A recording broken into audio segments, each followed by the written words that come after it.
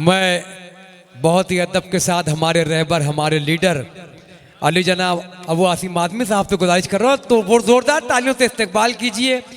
चाहे हम मैदान में हो, चाहे संसद भवन में हो, चाहे किसी तहरीक में, अबू आसिम आदमी साहब ने पूरी दुनिया के इंसानों की मजलूमों की तर्जुमानी की है।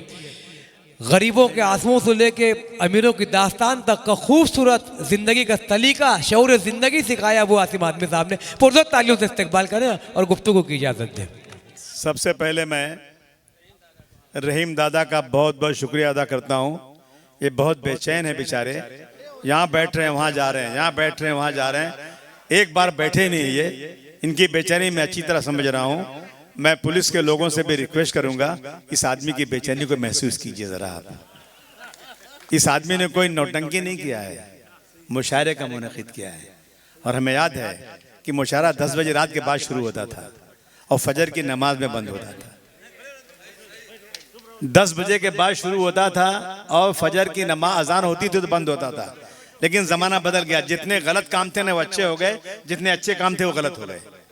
ये हालत तो दिन में आज। दोस्तों, मैं तमाम शोराए कराम का, आए हुए तमाम मेहमानों का, मेरी बहुत तारीफ की आपने। मैं किसी काबिल नहीं हूँ, कोशिश कर रहा हूँ कि कुछ कर सकूँ। मैं आगे बढ़ता हूँ लेकिन मुझे लोग पीछे ढकेल देते हैं। जिसे आगे बढ़ाता हूँ वही पीछे ढकेलता है।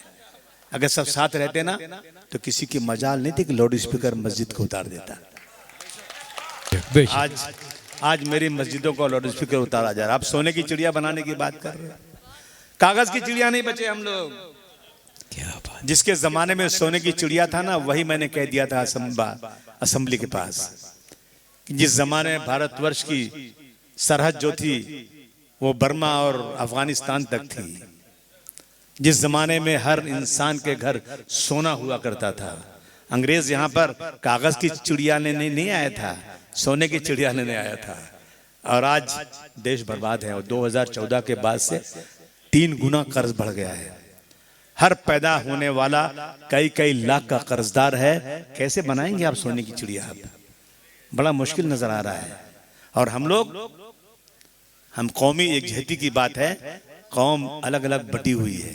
मैं बार बार कहता हूं, हमारा हमला इमारत पर हो रहा है, हमला इमारत पर हो रहा है। और हम नादानों ने इमारत पर अपने अपने फ्लैट बनाकर उस पे अपनी अपनी शिया, सुन्नी, देवबंदी, बरेलवी, यूपी, मराठी क्या क्या लिख के रख लिया है। याद रखो, अगर इमारत गिर गई ना तो फ्लैट बचेगा नहीं। पहले इमारत को बचाओ, शीशे पिलाई दीवार की तरह। कोई फिरका परस्त उसकी तरफ आंख उठाकर देखने ना पाए। इस ताकत पैदा करो, उसके बाद अपने फ्लैट पर जो चाहो आप लिख के रख लो, कोई रोकता नहीं आपको। दोस्तों, वक्त बहुत खराब है, बहुत खराब है वक्त। न जाने कब कौन जेल भेज दिया जाएगा, नहीं मालूम। हमारे यहाँ 187 लोग ट्रेन में मारे गए थे, 187 लोग, और 12 लोग पकड़े गए। कई महीने तक पुलिस को कोई मिल ही नहीं रहा था। एक दिन कहा एटीएस के चीफ ने, अरे हमें सब मिल गए, सब मिल गए, सब मिल गए। पकड़ लिए गए 12 लोग। उनको ऐसा मारा गया, ऐसा, बाप को नंगा करके बेटे को मारा गया, बीवी का, भाभी का बुर्का उतार के लड़ गया। उसके बाद जो चाहो उसे लिखा लिया। 19 साल के बाद छूटे हैं, 19 साल के बाद छूटे हैं वो लोग। और सरकार ने फिर उसी दिन जाकर के अपील कर दिया कि ये गलत छूटे हैं।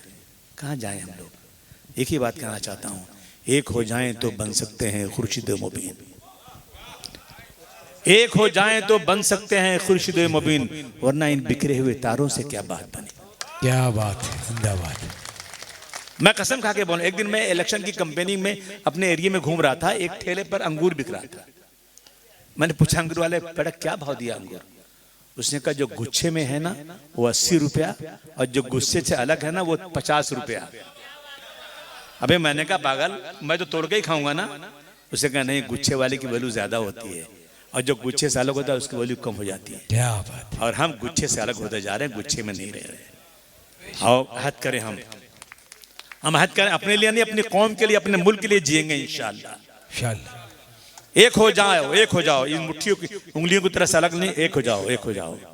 इलेक्शन आने वाला है, हर आदमी अपनी भी दुकान खोलेगा, लेकिन सोच समझ के काम करना। अगर एक रहोगे ना तो इंशाअल्लाह ताला आपका वक़ार बढ़ेगा, अलग रहोगे वक़ार खत्म हो जाएगा। मैं देख रहा हूँ ये मुशायरे में भी सब अलग अलग हो रहे हैं, मुशायरे में भी सब अलग अलग भाग रहे हैं, कोई रोक रहा है, कोई कुछ कर रहा है। अरे एक आदमी मुशायरा करवा रहा है तो साथ दो ना, सब लोग साथ दो। उर्दू महाराष्ट्र में 1975 में उर्दू एकेडमी बनी थी, 25 लोग थे काम करने वाले।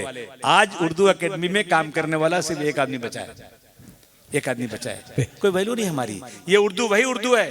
गांधी जी का जब कत्ल हुआ था तो पूरी की पूरी FIR उर्दू में लिखी गई थी। उर्दू में मोहब्बत है, उर्दू में सदाकत है, उर्दू में प्यार है। मैं क्यों न पढ़ूं उर्दू? उर्दू मेरी इज्जत है। तय कीजिए आप कि हम लोग अपनी उर्दू को आगे बढ़ाएंगे। लेकिन लोग कहते हैं उर्दू पढ़ के फायदा क्या? एक अर्जी लिखो तो कोई उसकी कोई जवाब ही उसका नहीं मिलता। हमारी कोशिश होना चाहिए कि उर्दू को हम रोजी रोटी से जोड़ें। और जब हम देखते हैं असेंबली में, पार्लियामेंट में बड़ा जबरदस्त मराठी में भाषण करते हैं, और जहां प्यार की बात करनी होती है ना, मराठी छोड़ के उर्दू पे आ जाते हैं और शेर उर्दू में पढ़ते हैं। और उर्दू के साथ जहां नाइंसाफी हो रही है।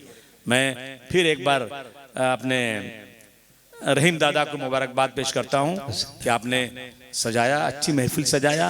लेकिन मजबूरी ये है कि लोग मुशायरा सुनने 10 के बाद आना चाहते हैं और हमें 10 बजे बंद कर देना पड़ता है। डिस्को चलता है रात को 3 बजे तक, नाच गाने चलते हैं, बियर बार चलता है रात भर, लेकिन उर्दू का मुशायरा नहीं चल सकता। मैंने कई बार असेंबली में कहा कि उर्दू को छूट दे दो, मुशायरों को छूट दे दो, कवि सम्मेलन को छूट दे दो। उसमें तहजीब सिखाई जाती है, उसमें देश की भाषा का चलन होता है, उसमें अच्छी बातें सुनाई जाती हैं, शायरी होती है। लेकिन आप जो है कहीं जहाँ डमरू बजाना होगा, नाच करना होगा, आधे कपड़े पहन के नाचेगी ना तो रात भर बजाओगे उसको, लेकिन इसको नहीं चलने दोगे। ये है चल उल्टा जमाना चल रहा है। फिर भी चलिए, जितने लोग आए मैं तमाम शोरा कराम का बहुत बहुत शुक्रिया अदा करना चाहता हूँ। लेकिन सारे शायर मोटे हो गए। बिल्कुल। हाँ, यही पतला खा लिया, सबका वजन बढ़ गया। क्यों? वजह क्या है इसकी यार? जिसको देख रहा हूँ सबका वजन बढ़ा हुआ दिख रहा है।